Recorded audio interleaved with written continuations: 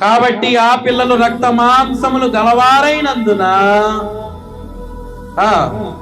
ఆ ప్రకారమే మరణము యొక్క బలము గలవాని అనగా అపవాదిని మరణము ద్వారా నశింప చేయుటకును, జీవిత కాల మధ్య మరణ భయము చేత దాస్యమునకు లోబడిన వారిని విడిపించుటకును ఆయన కూడా రక్త మాంసములలో పాలివాడైన. ఎవరి సంకల్పం అది?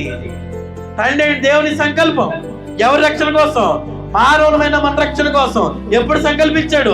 జగత్తుకు పునాది వేయబడక ముందే. సువార్త ఎప్పుడు సంకల్పించాడు? జగత్తుకు పునాది వేయబడక ముందే. అపోస్తులు ఎప్పుడు సంకల్పించాడు? జగత్తుకు పునాది వేయబడక ముందే. సంఘాన్ని ఎప్పుడు సంకల్పించాడు? జగత్తుకు పునాది వేయబడక ముందే. రక్షణ జగత్తుకు పునాది వేయబడక ముందే. నిత్యత్వం జగత్తుకు పునాది వేయబడక ముందే. నేను ప్రియమైన దేవుని కుమారుడిగా కుమార్తెగా ఉండాలి అనేటువంటి ఏర్పాటు జగత్తుకు పునాది. సంకల్పానికి ఎంత బలం ఉందో చూసారా? ప్రభువే ఆ సంకల్పానికి లోబడి తను తాను అప్పగించుకున్నాడంటే అర్థం కావట్లే. ప్రభు కంటే ప్రభులు అన్నట్టుగా బ్రతికేస్తున్నారు ఈ భూమి మీద. ప్రభు చేసినటువంటి త్యాగం ఎంతో గొప్ప.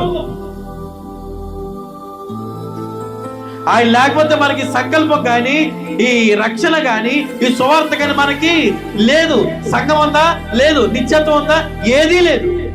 క్రీస్తుని బట్టి దేవునికి ఏమవుతున్నాం? ప్రియ కుమారులముగా కుమార్తెలముగా తీర్చిదిద్దబడుతున్నాం తప్ప క్రీస్తు లేకపోతే.